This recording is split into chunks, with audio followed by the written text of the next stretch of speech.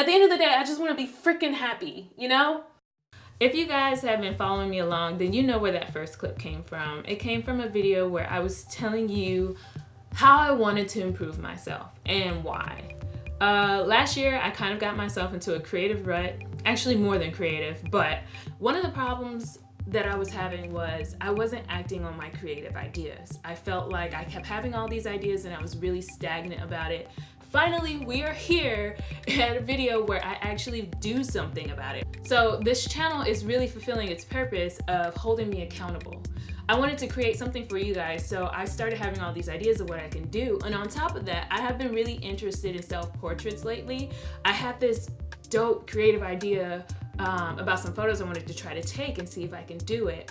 And I almost talked myself out of it like 3 or 4 times. But I am so glad that I went through it because these photos came out good. And as you can tell from the title,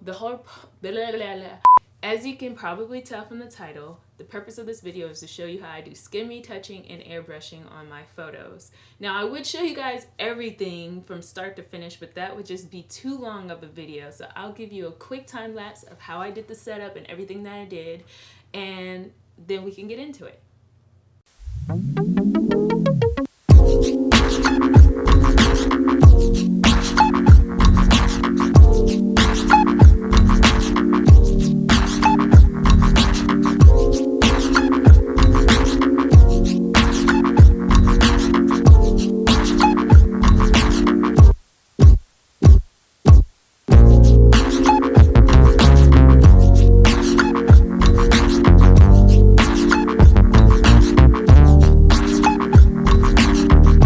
Three days later. I'm gonna go ahead and do a couple of, am I in the shot? I think I'm gonna have to bend over. I don't know, a minute. Bruh, I was not in the shot. I don't know what I was thinking. So I'm just gonna go ahead and tell you right here. This literally took me 3 days to do, which is why I almost talked myself out of it. And that wig, geesh, that's what held me up the most. And I'm glad I did it because it definitely pushed me out of my comfort zone. Colorful hair and colorful wigs and stuff like that has just always been something that I never thought that I could pull off. So when I had this idea, it was kind of intimidating to me. I know it sounds small, but I'm a lot more conservative than I like to admit to being, honestly. So wearing that purple hair is very symbolic to me because it's definitely outside of anything that I would ever actually wear. And I wore it out of the house once. So I'm proud of myself for that. And obviously I had a lot of fun wearing it in this shoot. If anyone is curious about how I was able to take these photos by myself, you should definitely look into the capabilities of your cameras. A lot of the newer cameras allow you to connect to your devices wirelessly, so I was able to use my phone as a preview monitor as a way to put myself into focus. I was able to adjust the ISO, shutter speed, and f-stops, and I was also able to use it as a wireless remote.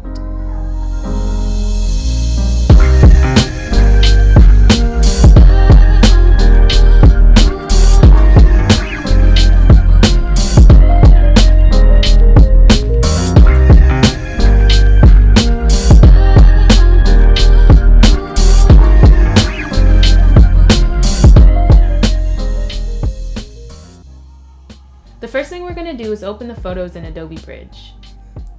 I use Adobe Bridge to help me narrow down which photos I want to edit. You can highlight all the photos you're looking at and hit Ctrl-B to get to this review mode. You can hit the down arrow to get rid of all the ones you don't want to edit or want to save for later. And since we're focusing on skin retouching, I got rid of all the other ones with props so we could focus on the skin.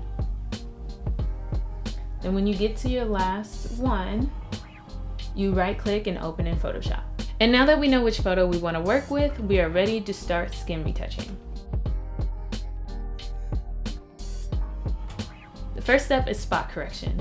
Use the healing brush tool to get rid of any hyperpigmentation or acne or bumps or anything you're worried about, like me and this tattoo, which I kind of hate and will get removed one day. But anyway, I fixed up the part that I don't like about it, and then I move on to the skin. I'm also going to touch up the lace because I'm wearing a wig and want to make it as invisible as possible. I also had a little shadow near my nose that I'm going to work on, And there's a difference between spot healing and healing. Healing allows you to select what part of the skin you want to match to, while spot healing is more automatic. I use a combination of both. So next we're going to turn that layer into a smart object and duplicate it. A shortcut for duplicate is Ctrl-J. Then we're going to rename the new layer Smooth. Then we go up to the Filter tab, go to Blur and select Surface Blur. Move the threshold all the way to 255 and bring the radius down to where we can just barely tell that it's a face.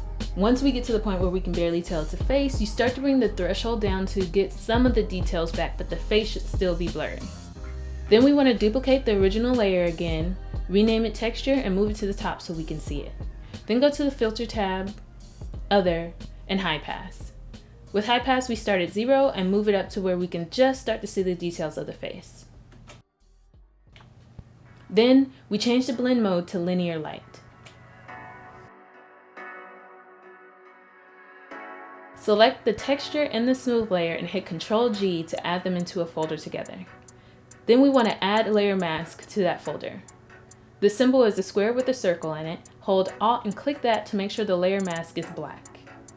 Then we go to your brush tool. Make sure the color you have selected is white and then bring the opacity down.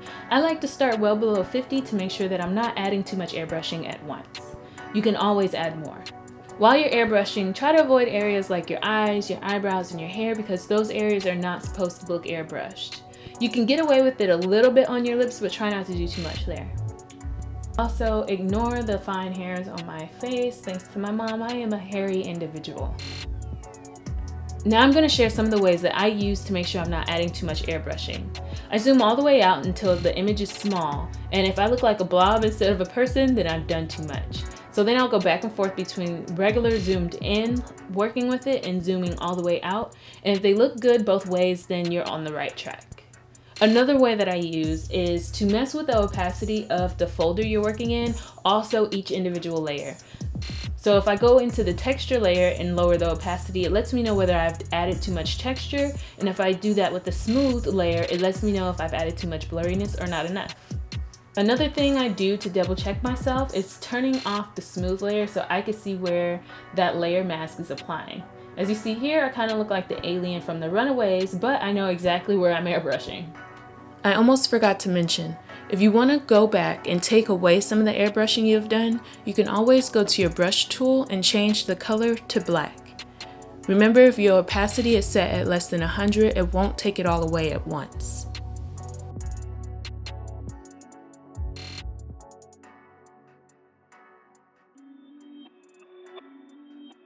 So that is basically it for the airbrushing technique that I use. You could stop here, but I'm gonna go ahead and show you the rest of what I did to this photo. I saved my airbrushing work and then I duplicated it so that I can flatten the image without losing any of my work. Then once the image is flattened, the first thing I do is bring focus back into my eyes. Now we're gonna contour.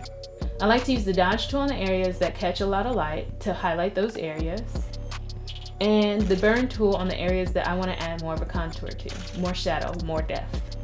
Now I'm going in and fixing that weird blue area on my eye so that my eye can be white again. And now we're going to fix the flyaway hairs using the healing brush tool and the spot healing tool on this side. Then I have to blur the edges to make it look real again. On this side closest to us is more dense and more in focus, so I can't get away with taking all of it away. But I'm going to use the patch tool this time since I had to take such a big chunk away. At this point, I'm really just getting creative and tinkering with things to see what I like. I used a really soft opacity paintbrush tool to add orange to one side and blue to another, which is what I was trying to get with the lights. I'm really just trying to amplify it here. Then I go on to the selective color and color balance tool to kind of draw out the colors that I really want to pop, which is the purple and the blue and stuff like that. Then I add vibrance to it, and I do it in a layer mask so I can focus on specific areas. I want to reiterate that this is not something I learned from a professional. I tinker around and do trial and error to figure out what I like, and I really suggest that you do the same. It is the best way to figure out the app and figure out your best way of working and figure out what your style is.